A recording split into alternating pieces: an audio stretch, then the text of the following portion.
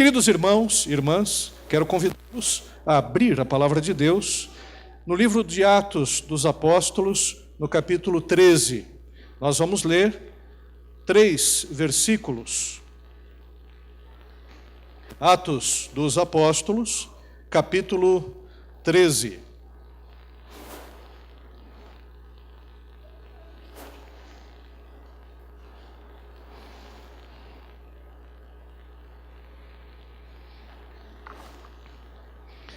Aliás, nós temos um irmão que vai ser ordenado na Igreja Batista Shalom, que foi do seminário.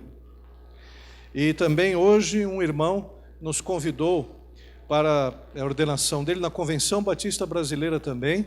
Ele era da Nacional, mas foi ordenado lá também. Então a gente está vendo com muita alegria a obra crescer. Atos capítulo 13, a partir do verso 1, diz assim: Havia na igreja de Antioquia profetas e mestres, Barnabé, Simeão, por sobrenome Níger, Lúcio de Cirene, Manaém, colasso de Herodes, o tetrarca, e Saulo. E servindo eles ao Senhor e jejuando, disse o Espírito Santo: Separai-me agora Barnabé e Saulo para a obra a que os tenho chamado. Então, jejuando e orando e impondo sobre eles as mãos, os despediram. Oremos. Pai querido, nós queremos te agradecer, Pai, por essa noite de celebração. Queremos te agradecer, ó Pai, porque hoje nós estamos muito felizes, ó Deus, com o chamado, Senhor, do nosso querido irmão e pastor Denis. E pedimos, Senhor, que o Teu Espírito Santo, que habita nos nossos corações, que já se faz presente, Senhor, de uma forma especial nessa reunião, como nós podemos ver nos louvores, que esteja falando profundamente a todos nós. Pai querido, nós sabemos que a Tua palavra, Senhor, é fiel e verdadeira. Sabemos que a Tua palavra, Senhor, é como uma espada bigúmia que faz separação entre o espírito e a alma, entre juntas e medulas. Sabemos que a Tua palavra é como o martelo que esmiuça a rocha, Senhor. Sabemos que a Tua palavra é a verdade, Senhor. E que nesta noite, Senhor, a Tua palavra, como profecia que é, venha consolar, exortar e edificar a todos nós, ó Pai, para louvor da Tua glória, Senhor. Faz isso, é o que nós te pedimos, no nome daquele que é o Alfa e o Ômega, o princípio e o fim, Jesus. Amém, Senhor. Queridos irmãos, irmãs, hoje eu gostaria de falar com os irmãos acerca da importância de uma liderança capacitada para o serviço cristão. Nós temos visto a importância que é dada aos líderes na nossa sociedade. Aliás, existe uma busca para líderes, seja no empresariado, seja no governo, seja em qualquer área do conhecimento e também área de atuação, existe uma busca por líderes. Só que muitas vezes a gente percebe que esta busca pelos líderes, ela não surte o efeito necessário. Os líderes muitas vezes têm defeitos terríveis de caráter ou até mesmo de capacitação, porque, evidentemente, a liderança ela só pode ser exercida quando nós obedecemos os princípios bíblicos de liderança. Nessa noite, nós queremos justamente falar sobre a importância de uma liderança capacitada para o serviço cristão. Gostaria de introduzir dizendo que o ministério cristão atualmente tem sido alvo de muitas críticas. Eu acho que não existe uma semana em que a gente não ouça acerca de algum escândalo no mundo evangélico, no mundo cristão. O nível de conhecimento bíblico e teológico de vários líderes é terrivelmente baixo. Isso faz com que também as igrejas, os cristãos, as ovelhas, também tenham uma visão do evangelho sofrível. Não saibam lidar com os problemas da vida, as questões práticas. Muitos não sabem lidar com a questão do sofrimento, se confundem. Ouvem uma teologia toda equivocada. E por quê? Porque falta muitas vezes líderes que sejam capazes de ensinar o povo adequadamente. Uma série de problemas estão acontecendo pela falta de capacidade de liderar. Esta foto que eu coloquei nesse slide é a foto de um dos pastores que acabaram por trazer muito malefício para o meio evangélico. Esse pastor foi conhecido como Jim Jones. Era um homem que tinha tido um testemunho maravilhoso, era uma pessoa que tinha sido liberta das drogas, começou a fazer um trabalho muito interessante com pessoas drogadas e várias delas foram libertas, só que a liderança subiu-lhe a cabeça. A síndrome de Lúcifer começou a invadir o seu coração e a sua mente, de tal forma que ele se achava dono das ovelhas. Ele comprou terras na Guiana e levou vários americanos para essa terra. E ele começou a fazer, na verdade, uma seita apocalíptica, que levou à morte milhares de homens e de mulheres que cometeram um suicídio coletivo. Esse Jim Jones, ele foi conhecido como uma pessoa desequilibrada, que fez com que o nome do Evangelho fosse envergonhado e trouxe muita desgraça, tragédia às famílias que ele cooptou.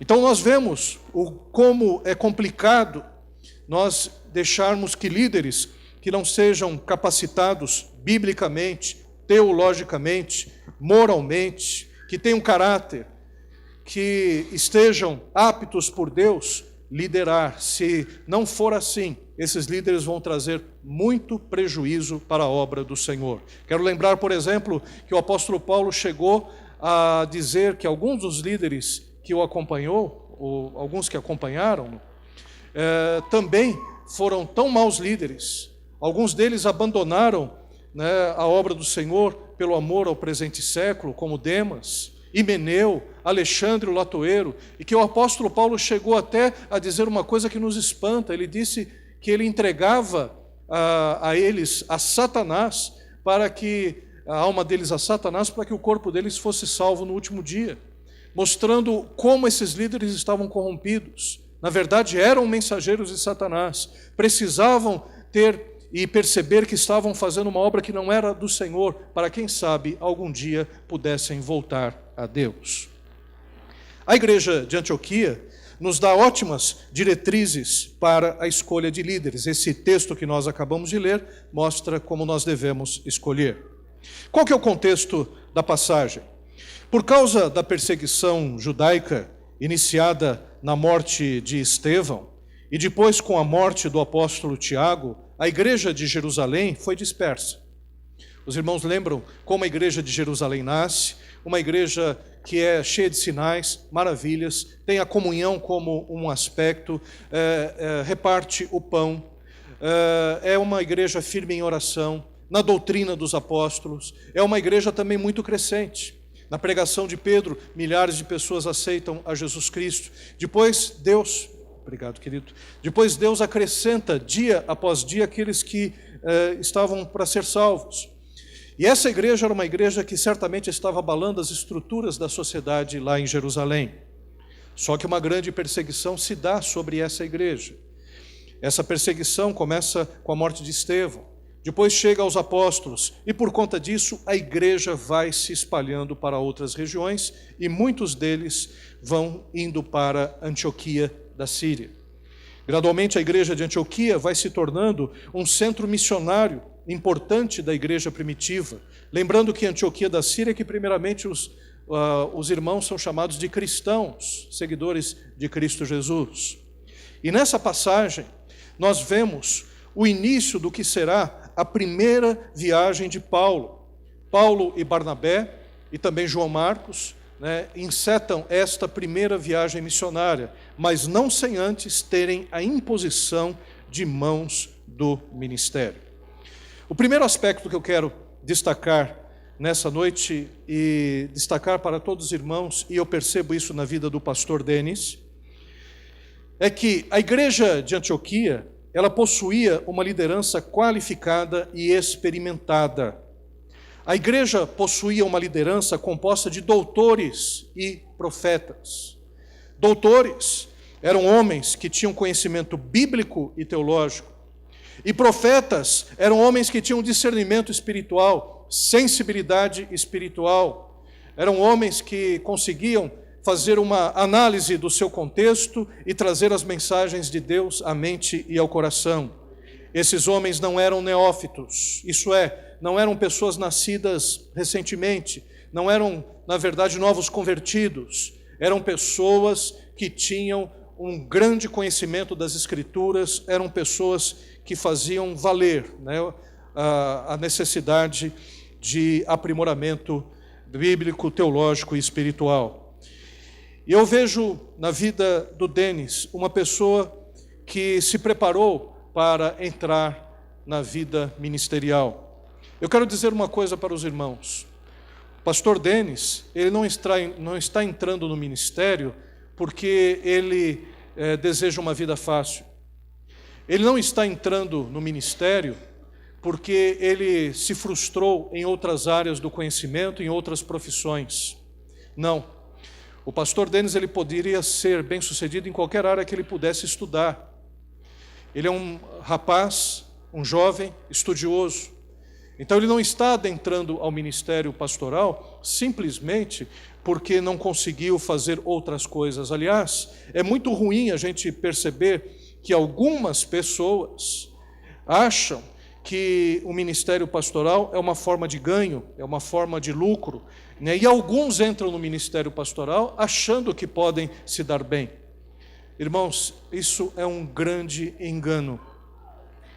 Aqueles que assim o fazem vão ter com Deus que prestar as contas e certamente vão ouvir de Jesus Cristo aquilo que Jesus Cristo, ele disse, que naquele dia alguns dirão: em teu nome expulsei demônios, em teu nome curei enfermos. O que Jesus Cristo vai responder? Malditos, afastai-vos de mim, vós que praticais a iniquidade, eu não vos conheço. Então todos aqueles que entram no ministério de uma forma interesseira, buscando se locupletar financeiramente, buscando poder, buscando algo, eles vão se ver diretamente com o Senhor da glória, aquele que é o dono da igreja de Cristo Jesus, aquele que é o Senhor de todas as coisas. Então não se entra no ministério de uma forma aleivosamente, não se entra no ministério com segundas intenções, com uma agenda escondida. Na verdade, aqueles que assim o fazem vão se ver com o Altíssimo. Pastor Denis, ele se preparou para estar aqui. Ele foi ensinado por doutores, por profetas. E por isso, hoje, ele está encerrando uma carreira, que é a carreira do período probatório, para chegar aqui hoje e ser ordenado em nome do Senhor Jesus. Segundo aspecto que nós vemos nessa passagem é que a liderança na Bíblia é composta por pessoas devidamente discipuladas. Existe uma teologia de fundo de quintal, por aí, que diz que a letra mata e o Espírito é o Espírito que vivifica. Dão uma interpretação errada a esse texto. Esse texto que foi utilizado para combater os fariseus, que utilizavam o legalismo para estabelecer os seus ritos e a sua religião, e o Senhor Jesus dizia que não poderia ser assim, a mensagem deveria ser avivada pelo Espírito Santo. Muitas vezes é mal utilizado por pessoas que são preguiçosas, pessoas que não querem estudar a Bíblia, pessoas que não querem conhecer devidamente o seu Deus. Aliás, a todos nós aqui, nós precisamos voltar à prática devocional. Nós vemos que muitos gastam tempo com as redes sociais, mas não se dedicam a ouvir a voz de Deus todos os dias, a conversar com o Senhor através da Bíblia e através da oração. Nós precisamos resgatar isso. Muito se fala acerca de avivamento, confunde-se avivamento com algumas marcas esparsas de sinais e maravilhas que acontecem aqui e acolá. Não, isso não é uma marca definitiva do avivamento. O avivamento se dá pela palavra de Deus, pelo conhecimento de Deus, pelo conhecimento do Altíssimo. Uma igreja que deseja ser avivada é uma igreja conhecedora de Deus. E assim nós devemos ser. E o que nós podemos ver aqui na Bíblia, todos aqueles que foram líderes, profetas, apóstolos, todos aqueles que foram discípulos de Cristo Jesus, eram homens que se prepararam bíblica e teologicamente, se prepararam na prática para exercerem as funções que fariam chamados por Deus. No Antigo Testamento, por exemplo, nós vemos a escola de profetas, que começa lá com Samuel. Depois vemos que Elias e Eliseu seguem essa tradição profética. No Novo Testamento, João Batista ensinava seus discípulos também. E é interessante que Jesus Cristo, quando tinha cerca de 30 anos, ele começou o seu ministério, e ele foi batizado por João Batista. Muitos dizem que o fato dele ter sido batizado por João Batista era justamente para que as pessoas percebessem que Jesus Cristo, além de conhecedor das Escrituras, de espiritualmente ser preparado, evidentemente, para o ministério que lhe cabia, e de até quando criança ensinar até os doutores da lei, mas o fato dele se submeter e ser batizado por João Batista é para que as pessoas pudessem reconhecer que Jesus Cristo também passou por uma escola rabínica, porque João Batista era mestre do povo. Quando perguntaram para Jesus com que autoridade ele ensinava as coisas que ele dizia, Jesus Cristo respondeu: eu só vou dizer se vocês responderem, se o batismo de João Batista é do céu ou é dos homens. E ali os fariseus se calaram. Alguns entendem que Jesus Cristo estava mostrando as suas credenciais, dizendo: olha, eu passei pelo batismo de João Batista, eu sei o que é se submeter numa escola, pelo menos durante pouco tempo, uma escola rabínica ou por um rabino, eu sei o que é isso. Então Jesus Cristo estava mostrando e cumprindo toda a lei também da sua época, assim fazendo. Então o que nós podemos perceber é que para que a gente possa exercer autoridade, nós precisamos nos submeter a elas. Para que a gente possa ensinar alguém é necessário aprender. Para que a gente possa liderar, a gente precisa ser submisso a alguém. Na verdade, existe uma cadeia de submissão e de liderança e de autoridade que nós precisamos passar por elas. E essas escolas mostram exatamente isso. Jesus Cristo, ele tinha cerca de 70 discípulos. Dos 70 discípulos, ele escolheu 12 apóstolos para que eles fossem ensinados durante cerca de 3 anos, num dos cursos intensos, talvez o maior curso que alguém poderia ter na face da terra, porque estava com Jesus 24 horas aprendendo a respeito da palavra de Deus e na prática também cristã. Então Jesus Cristo escolheu 12 para ensiná-los. E os outros apóstolos, como Paulo, por exemplo, também tinha os seus discípulos. Ele era líder de um grupo missionário composto por Lucas, Timóteo, Tito, Epafrodito, Silas e Tíquico. Acredita-se que as cartas do apóstolo Paulo, elas foram colecionadas justamente pelos discípulos de Paulo. Existe uma tese que eu acho muito interessante, que foram justamente esses que aprenderam com Paulo, que foram colecionando as cartas de Paulo para que elas pudessem chegar para nós hoje e fazer parte do Novo Testamento que tanto nos abençoa. Então nós precisamos levar a sério. Pastor Denis passou por uma liderança teológica e bíblica. Ele aprendeu tanto na sala do seminário, e seminário, muitos comparam, crente fala, o evangélico não tem purgatório, né? É céu ou inferno. Católico que inventou o purgatório. Mas o seminarista sabe que existe o purgatório. O purgatório é o seminário. É lá que as pessoas são provadas, né, Denis? E existem matérias que ardem mais. São aquelas que o fogo crepita mais fortemente. É grego e hebraico. Grego e hebraico realmente, né, provam a vida dos irmãos. E o pastor Denis, ele passou por esse ensino bíblico e teológico. E também passou pela experiência aqui na igreja. Foi acompanhado pelos pastores aqui na igreja. Foi visto, foi percebido Quando o pastor Fantini chegou e disse assim, a gente até demorou um pouco, olha, quanto mais a gente demorar, melhor, né? Quanto mais a pessoa for provada, melhor, né? Porque afinal de contas, o ministério cristão exige que sejam pessoas verdadeiramente capacitadas. Um outro aspecto que nós vemos nessa passagem é que a liderança da igreja de Antioquia era diversificada étnica e socialmente. Além de termos profetas e também líderes, doutores, nós vemos que existe várias etnias aqui presentes. Por exemplo, nós temos judeus, evidentemente, a maioria deles eram, mas nós temos, por exemplo, um de sobrenome Níger, Lúcio, que é de Cirene. Então nós temos nessa igreja Barnabé, que era de Chipre. Tem até aquela música, era seu nome, Barnabé, natural de Chipre. Né? Barnabé, ele era cipriota.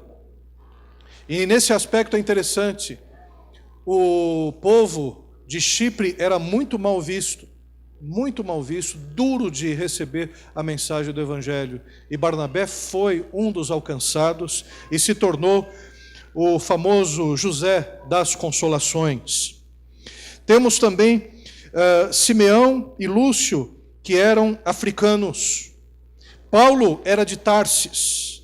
Tarsis ficava na Turquia. Então ali havia um número de pessoas de várias nações, de várias etnias.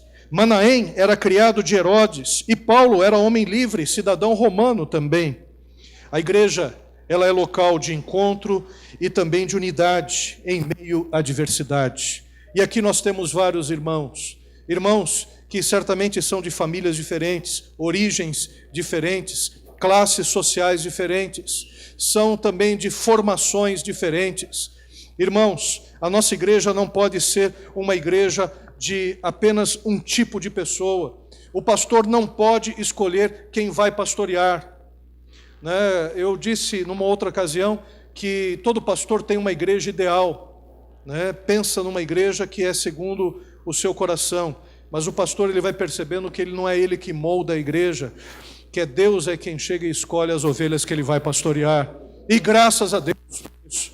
E também nós percebemos que a igreja ela é diversa, a igreja ela é rica justamente por causa dessa diversidade, porque um vai complementando o outro, um vai abençoando o outro, e a riqueza que nós vemos em Antioquia é justamente essa, é uma igreja multiétnica, é uma igreja também diversificada socialmente. Então nós sabemos, pastor Denis, que essas diferenças podem trazer alguns tipos de problemas, alguns problemas de ajustes, mas o Espírito Santo de Deus nos dá sabedoria e essa igreja vai crescendo porque é corpo de Cristo Jesus. Amém? O outro aspecto que nós vemos nessa passagem é que os líderes em Antioquia possuíam um chamado divino. Quando estavam ali reunidos, o Espírito Santo separou a Paulo e também a Barnabé para a obra missionária. Eles eram vocacionados para o trabalho missionário. E é interessante que havia um tempo de maturação. Lembremos que o apóstolo Paulo, ele se converte alguns capítulos atrás, mas ele não entra rapidamente para a obra. Aliás, era preciso que até o apóstolo Paulo pudesse buscar mais de Deus. Ele ficou um tempo na Arábia, como diz Gálatas, ficou alguns anos ainda aprendendo. Nesses anos em que ele ficou aprendendo acerca de Deus, diz a palavra que ele recebeu revelações que ele não poderia nem dizer às pessoas. Também ele recebeu ensinos diretos que ele pôde passar. Por exemplo, em relação à ceia, ele diz: eu recebi diretamente do Senhor aquilo que eu vos tenho passado. Então o ensino sobre a ceia, ele não recebeu de segunda mão, ele não recebeu dos apóstolos que tinham visto a ceia do Senhor Jesus. O Senhor Jesus ressuscitado, de alguma forma, falou ao apóstolo Paulo diretamente. Então o apóstolo Paulo ficou um tempo de maturação, mesmo com o seu conhecimento, ele que era fariseu de fariseus, ele que era rabino, ele que estudou na escola de Gamaliel, um dos principais líderes judaicos do seu tempo, ele, na verdade, precisava passar ainda por algumas fases, até chegar esse momento em que as mãos foram impostas sobre ele para que ele pudesse fazer o chamado, cumprir o chamado missionário. Queridos irmãos, é fundamental ser vocacionado para o exercício do ministério. É importante o chamado de Deus. Como nós ouvimos na música, a última música da Ana Paula que nós cantamos aqui, nós percebemos que o chamado de Deus, ele envolve uma série de situações, inclusive sofrimentos, inclusive dores. Somente o chamado por Deus pode vencer tais circunstâncias e situações. E o que nós podemos perceber em relação ao vocacionado é que, de certa forma, todos nós somos chamados, porque todos nós temos dons espirituais. Temos mesmo, pastor? Qual é o meu dom, pastor? Eu acho que o meu dom é o canto. O canto. Canto não é dom, né? Canto, na verdade, é um talento que pode ser utilizado para a glória do Senhor, como nós vimos aqui maravilhosamente. Mas alguns acham, o meu dom é o canto do banco. Eu fico ali encostadinho, ninguém mexe comigo, né? Ah, pastor, o meu dom é talento. Eu estou lento em tudo. Eu não faço nada. O meu talento é esse, talento nisso, talento naquilo e talento naquilo outro. Alguns chegam e dizem, pastor, eu não tenho dom nenhum. Eu sou um mero crente. Irmãos, biblicamente, teologicamente, é impossível uma pessoa que nasceu de novo e está no corpo de Cristo Jesus, que é a igreja, e não ter nenhum dom. Porque o fato de você pertencer ao corpo de Cristo indica que você tem uma função no corpo de Cristo. E essa função do corpo de Cristo é justamente o dom que Deus dá, a capacidade que Deus dá a você para exercer esta função. Então é importante que nós entendamos isso. Quem é que não tem nenhum dom? Quem não participa do corpo de Cristo, isso é, quem não é convertido. Quem não é convertido não tem nenhum dom no corpo de Cristo, porque sequer é do corpo de Cristo. Mas se você é membro do corpo de Cristo Jesus, eu quero dizer para você, procure o seu dom. Leia 1 Coríntios capítulo 12, Romanos capítulo 12, Efésios capítulo 4, versículo 11. Vai buscar o seu dom, vai orar ao Senhor, peça ao Senhor que o batize com o Espírito Santo de Deus. Seja cheio do Espírito Santo de Deus, porque aí você vai perceber qual é o seu dom, aquilo que Deus te chamou para fazer na obra de Cristo Jesus, aleluia. E quando nós vemos esta obra em especial, esse texto dos líderes em Antioquia, eles estão sendo chamados para a liderança. Eles estão sendo chamados para serem missionários. Como hoje o pastor Denis está sendo ordenado, eles foram outrora também. E o pastor Denis tem uma característica maravilhosa que acontece com os vocacionados. Alguns chegam e dizem, talvez até a família, os mais afastados, né? Os mais próximos sabem disso, mas digamos que um cunhado, né, mais afastado, chega e diga assim, o que deu na cabeça do Denis? Eu joguei bola com esse menino, né? Alguns amigos podem até dizer, mas o que aconteceu com o Denis? Por que o Denis escolheu ser pastor? Às vezes até a mulher pergunta, mas o que deu no meu marido? Eu casei com uma pessoa que nem pensava que ia ser pastor. Não estou dizendo que é o caso da nossa irmã, né? Mas em alguns casos, algumas irmãs chegaram e dizem, meu Deus, eu não casei com pastor, não. Por que ele se tornou pastor?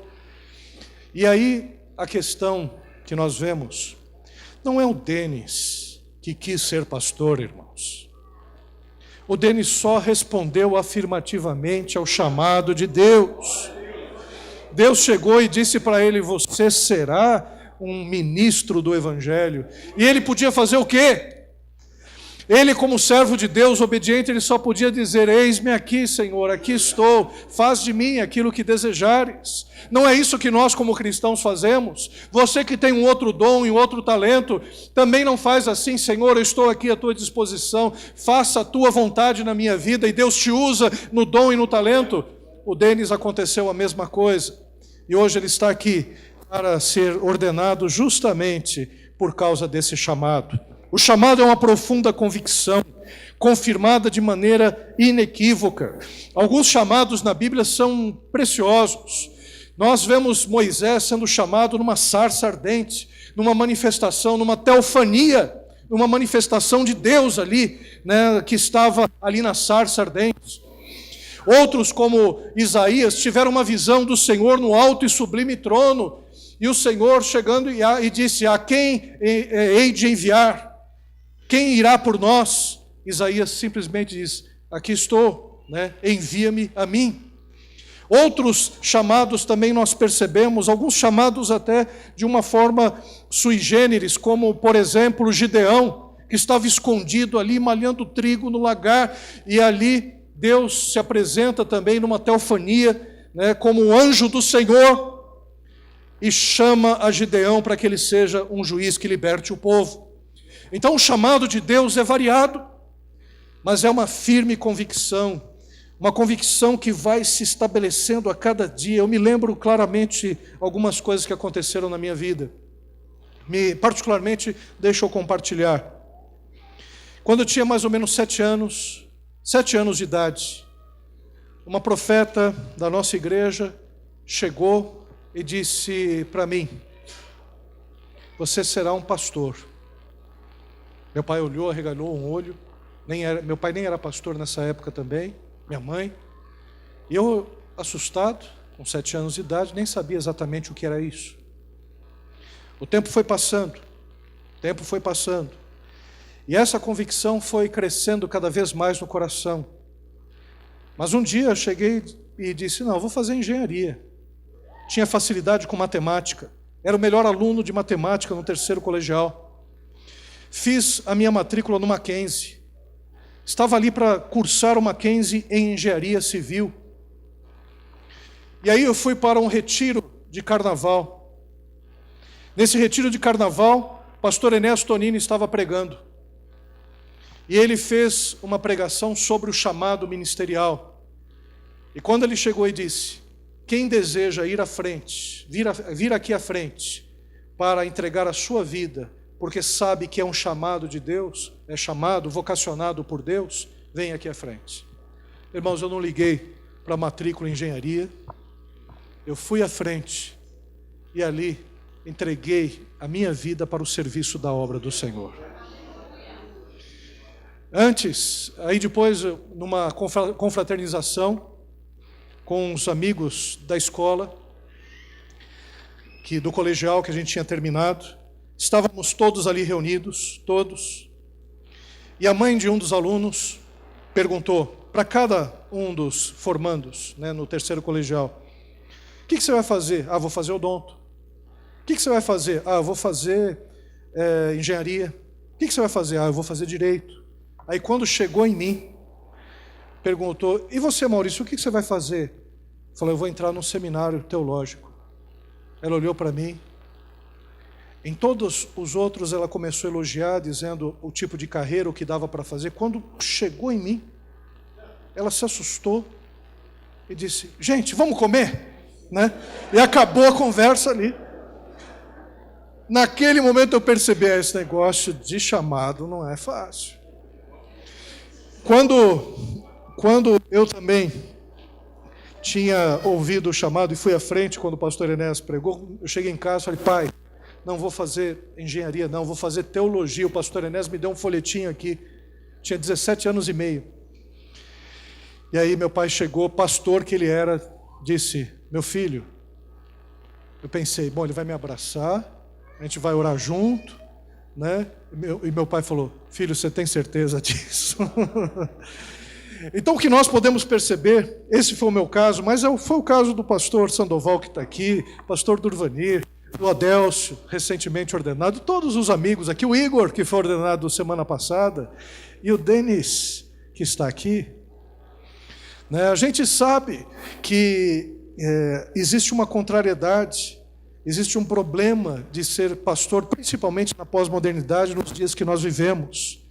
Mas o chamado, quem chamou foi Deus, irmãos.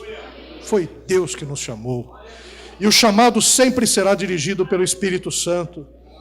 E aí uma coisa interessante, aqui nós vemos a oração, o jejum que permeia esse chamado. Irmãos, a Bíblia fala que os vocacionados são o resultado das orações. Orai para o Senhor da seara, que mande mais trabalhadores. Por quê? Porque a seara é grande e são poucos ceifeiros.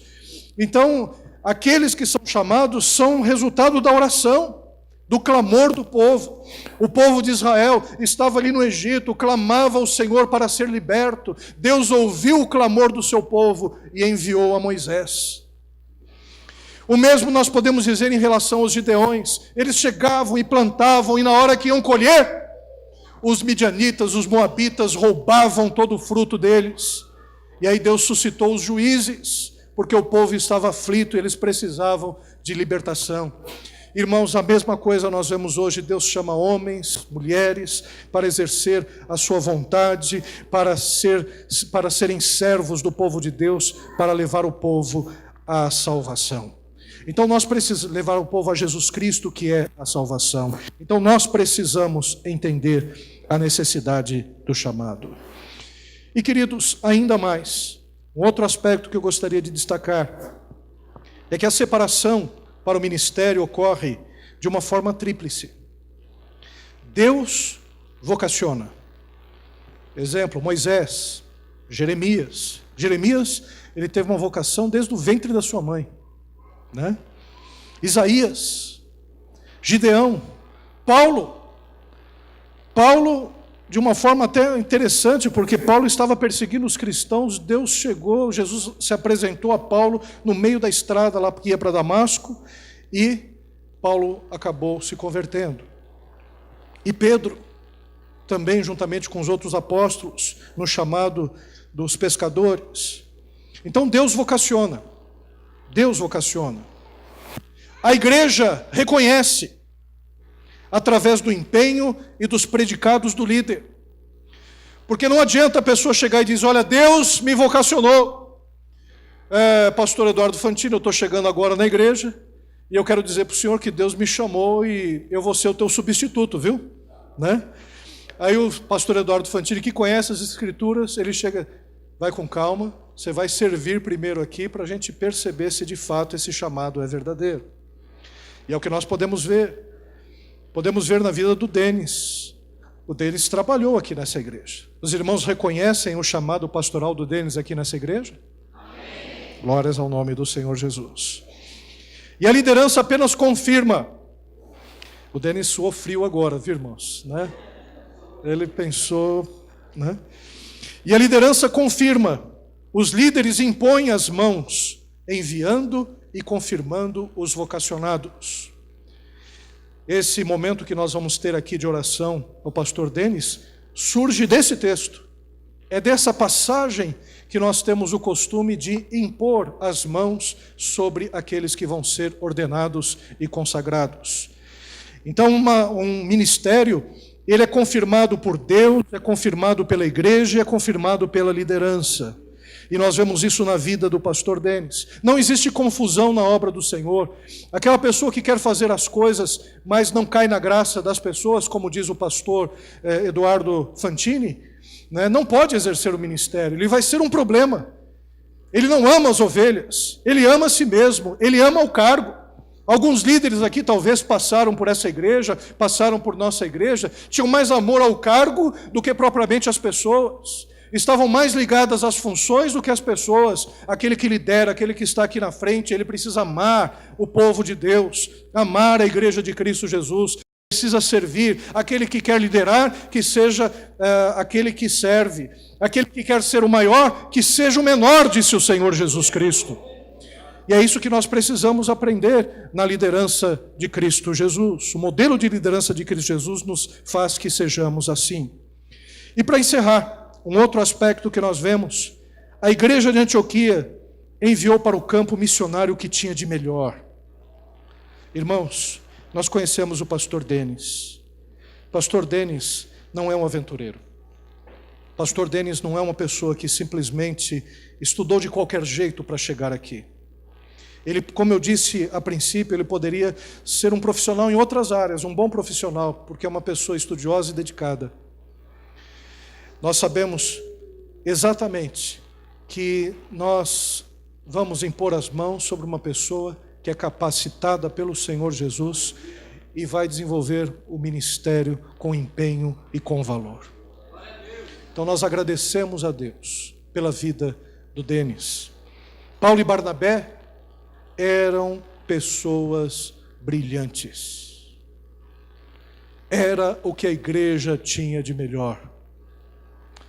Quando é que nós vamos resgatar isso? De enviar os melhores. Às vezes a gente percebe, e aqui vamos fazer uma meia-culpa com os nossos pastores aqui, às vezes a gente vê tantos pastores numa igreja local só, ou anos e anos a fio na mesma igreja local, quando essa igreja já tem uma liderança capaz, já tem um bom grupo, e quem sabe Deus não está nos chamando para ir, pastores que já têm experiências, pastores que já têm bagagem, né, que às vezes estão até impedindo que outros venham e possam servir. Irmãos, Deus tem que fazer uma grande obra na igreja brasileira, a começar pelos pastores, a começar por nós mesmos, porque afinal de contas, né, a seara continua grande. Como diz o meu amigo cearense, o Ceará é grande, mas os cearenses são poucos, né? Então nós precisamos enfrentar essa grande necessidade do Evangelho de Cristo Jesus. A capacidade de ambos tornou o trabalho bem-sucedido. E nós não devemos lançar para o trabalho apenas os bem-intencionados, mas sim os mais capacitados. A conclusão que nós temos nesta noite é que muitos obreiros experientes não estão obedecendo o ID de Deus. Talvez aqui alguém que já sabe que é vocacionado para o ministério pastoral esteja recalcitrando, esteja com receio, esteja se escondendo do chamado de Deus, como Jonas, que tentou, né, se esconder e foi baixando, foi entrando no navio e foi pegando a direção oposta, foi entrando no porão e foi se escondendo, até que esse fato se tornou tão agudo na vida de Jonas que ele foi lançado ao mar e foi se afundando, e se não fosse pior, foi engolido por um grande peixe, indo até as profundezas do mar. Talvez você seja uma pessoa que esteja nas profundezas da sua vida, não está percebendo o quanto é importante você dizer sim ao Senhor. Muitos crentes inexperientes não estão buscando o conhecimento de Deus. Talvez muitos aqui foram chamados, mas não estão se capacitando. Ora, se você tem um dom, onde está o conhecimento acerca do dom e do trabalho que você deve fazer para o Senhor? Como você tem buscado isso na sua vida? Apenas boas intenções não capacitam um crente no exercício da liderança. É preciso observar 1 Timóteo 3. 1 Timóteo 3 diz todos os aspectos daquele que aspira ao episcopado, que deve ser uma pessoa que não seja neófita, uma pessoa dada à leitura, uma pessoa que seja exemplo para os de dentro e para os de fora, uma pessoa que saiba governar bem o seu próprio lar, não seja dado ao vinho, a vícios, uma pessoa que realmente tenha um testemunho cristão e uma vida de preparação. Oremos ao Senhor da seara para que mande mais trabalhadores. Glórias ao nome do Senhor Jesus. Gostaria de orar, vamos ficar em pé.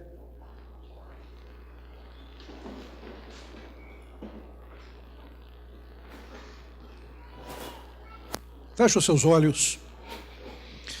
Senhor Deus, nós queremos te agradecer, Senhor, pela tua palavra, Senhor, que sempre fala ao nosso coração, ó Pai.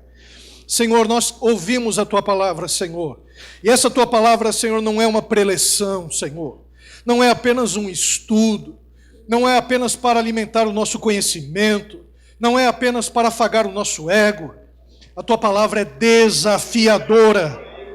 A tua palavra exige, Senhor, uma posição diante daquilo que foi dito. E nesse instante, Pai, nós queremos nos posicionar, Senhor. Senhor, e aqui, Senhor, nós temos vários irmãos e irmãs, Senhor, que certamente ouviram a tua palavra, Senhor, e no seu coração, ó Pai, estão, Senhor, ali sendo cheios pela tua presença, estão sendo, Senhor, incomodados pelo teu Espírito, Senhor, para tomar decisão, Senhor. E por isso, nesta noite, Senhor, que todos possam chegar e dizer sim, Senhor, à sua vocação. Que todos possam dizer sim, Senhor, ao chamado, Senhor, que tu tens, Senhor, insistentemente tocado, Senhor, nos corações e mentes, ó Pai. Ó Senhor, faz isso, Senhor, na vida de todos nós, ó Pai. Senhor, que sejamos uma igreja cada vez mais, Senhor, atuante, um corpo, Senhor, bem estruturado, bem edificado, Senhor, que possa glorificar o teu santo nome sobre toda a terra, Senhor. E Pai, eu quero orar pela vida do pastor Denis, Senhor, abençoa a sua vida, Senhor, ser com ele, e que ele possa crescer cada vez mais, Senhor, na graça e no conhecimento, é o que nós te pedimos, em nome de Jesus, que vive e reina para todos sempre. Amém, Jesus. Amém. Deus abençoe. Amém, pastor?